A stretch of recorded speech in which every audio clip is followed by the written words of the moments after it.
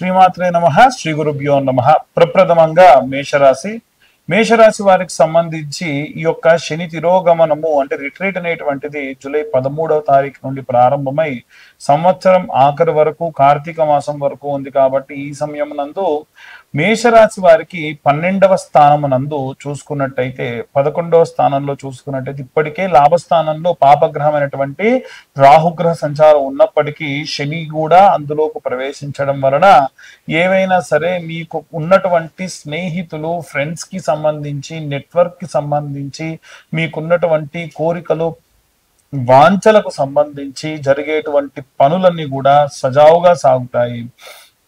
ఎందుకంటే శని పురోగమనము తిరోగమనము అని రెండు ఉంటాయండి. వీటికి సంబంధించినటువంటి కాలంలో ఉచ్చ స్థితిలో ఉంటే అంతగా ఇబ్బంది ఏం పెట్టరు.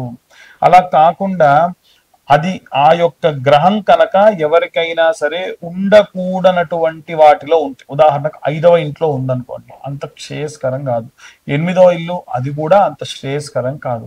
కాబట్టి వీలైనంత వరకు కూడా ఈ ప్రకారంగా ఉంటే గనక జాగ్రత్త వహించడం మంచిది. ముఖ్యంగా చూసుకున్నట్టయితే 2వ స్థానంలో ఆర్థిక అలాగే ఆస్తులకు సంబంధించిన విషయంలో శుక్రగ్రహం ఉండడం ప్రత్యేకమైనటువంటి పరిస్థితులు నెలకొంటూ ఉంటాయి.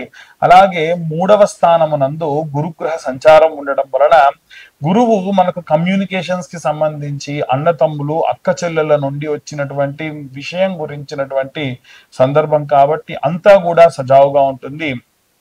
అలాగే 4వ ఇంట బుధగ్రహ సంచారం ఉండడం వలన మీ యొక్క ఇంటికి సంబంధించినటువంటి మూలాలు, ఆచారాలు, వ్యవహారాలు, భావోద్వేగాలు వీటికి సంబంధించి బుధగ్రహ సంచారం వలన మంచి మిశ్రమ ఫలితాలు గోచరించే అవకాశం ఉంది. అలాగే 5వ ఇంట్లో కుజుడు మరియు కేతు గ్రహ సంచారం ఉంది. ఇది నెల నెల మారుతూ ఉన్న కారణం వల్ల కుజుడు కాన్స్టెంట్ గా ఉండడు, కేతు మాత్రం అలాగే ఉంటాడు. ఆయన యొక్క స్థానం మనకి 5వ స్థానం నుంచి 6వ స్థానానికి వచ్చినప్పుడు అంటే ఈ జూలై దాటిన తర్వాతకి ఆరోగ్య సమస్యలు కానీ ఇతరత్ర ఇంకేమైనా సరే సమస్యలు తలెత్తే అవకాశం ఉంటుంది.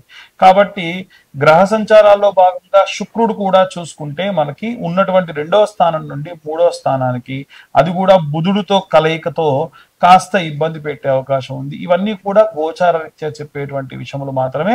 పూర్తిగా జాతకం మీకు 70 పేజీల్లో కావాలి అని అంటే 2025 రూపాయలు పే చేస్తే మీకు జాతకం అంతా చెప్పి మీతో గంట సేపు మాట్లాడి జాతకానికి సంబంధించి విశ్లేషణగా చెప్పడం జరుగుతుంది.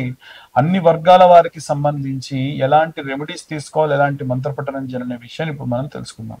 విద్యార్థులు, గృహిణులు, సినీ రాజకీయ రంగాల వారు, ఉద్యోగస్తులు, వ్యాపారస్తులు, అలాగే విదేశాలకు వెళ్ళాలి అనుకునేటువంటి వాళ్ళు, ఆరోగ్య సమస్యలతో ఉన్నటువంటి వృద్ధులు, రైతులు, చేతి వృత్తులు చేసుకునేటువంటి వారు అందరికీ సంబంధించి ఈ యొక్క 2025వ సంవత్సరంలో శని తిరోగమనము రిట్రీట్ అని అంటారు.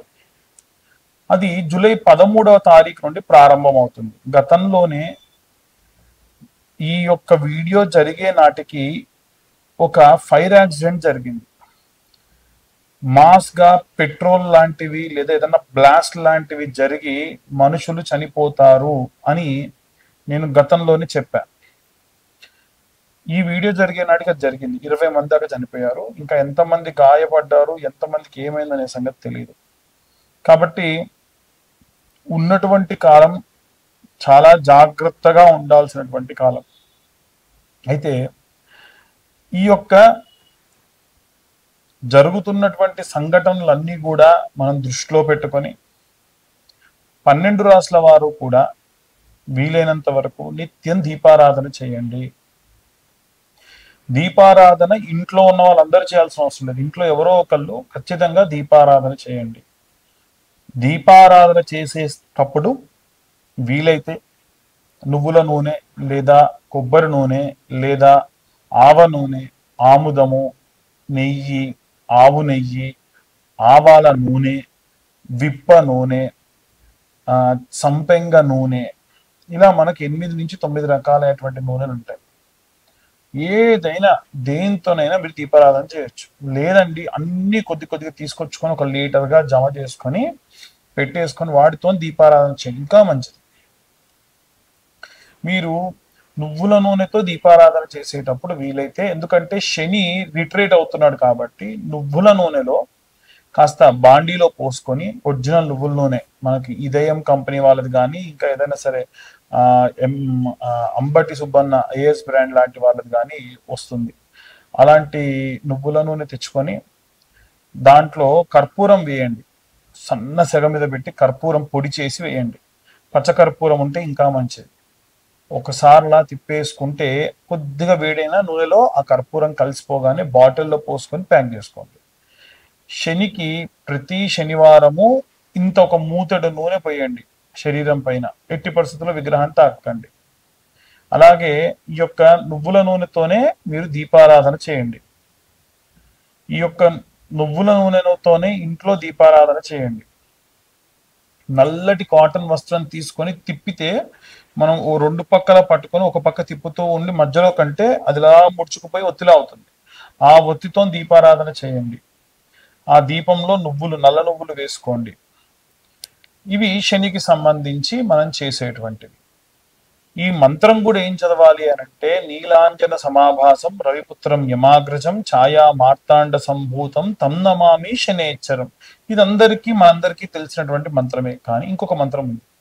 ఆ మంత్రం ఏమిటంటే, శని అరిష్టేతు సుసంప్రాప్తే శని పూజాంచ కారయేత్ శనిధ్యానం ప్రవక్ష్యామి ప్రాణ పీడోప శాంతయే. ప్రాణాన్ని తీయకుండా, ప్రాణాన్ని విసిగిస్తూ, ప్రాణాన్ని బాగా సతాయించేటువంటి గ్రహాలలో కేవలం శనిగ్రహం మాత్రమే ఉంటాడు. ఆయన కర్మ ఫలదాత. వీలైనంత వరకు కూడా ఈ యొక్క శనిగ్రహానికి సంబంధించి ఇప్పుడు నేను చెప్పిన విధంగా గనక చేసుకోవడం చాలా చాలా మంచిది. ఇప్పుడు నేను చెప్పిన మంత్రం రోజు కూడా 11 మార్లు చదివినా చాలా మంచిది. వీటితో పాటు శని చాలీసా లేదా శని అష్టోత్తర స్తోత్రము అని ఉంటాయి.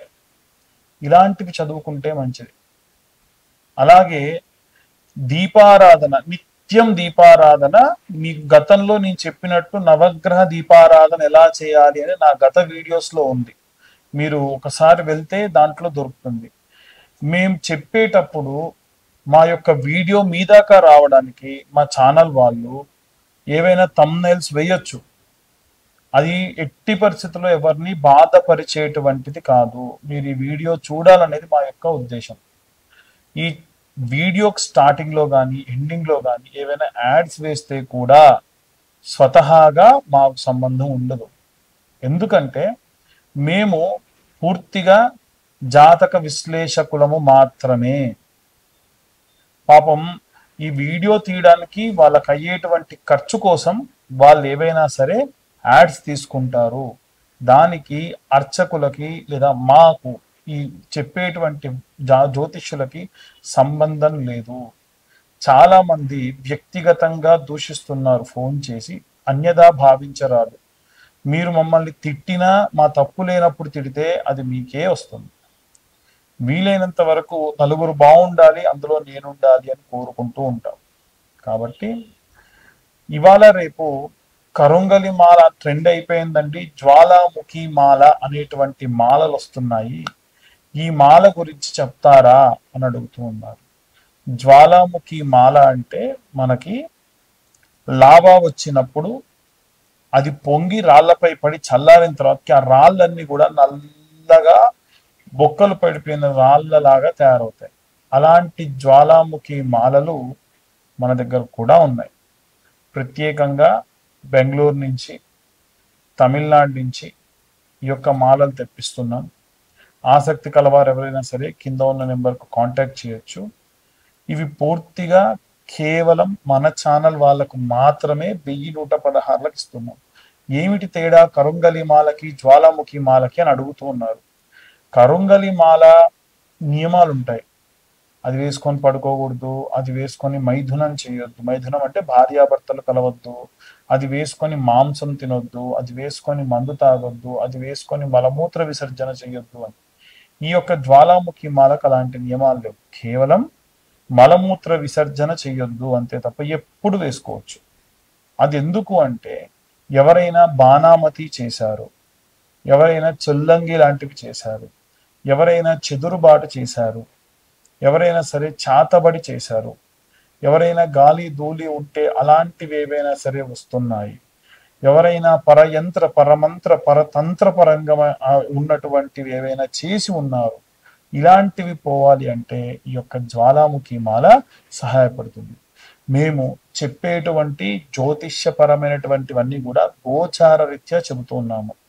ఎవ్వరికి కూడా పర్సనల్ గా పుచ్చి మీకు ఇదే జరుగుతుంది అని చెప్పము. అలా మీకు మీ పర్సనల్ జాతకంలో మీకు ఏమేం కావాలనుకున్నా సరే మీ పేరు, date of birth, time, place ఉంటే కింద ఉన్న నెంబర్కి వాట్సాప్ చేయండి. 2025 రూపాయలు తీసుకొని 3 గంటలు కష్టపడి మీకు 60 నుండి 70 పేజీల్లో జాతకం అందిస్తాం. ఆసక్తి కలవారు కింద ఉన్న నెంబర్కి కాంటాక్ట్ చేయొచ్చు. సర్వే జనా సుఖినో భవంతు. స్వస్తి.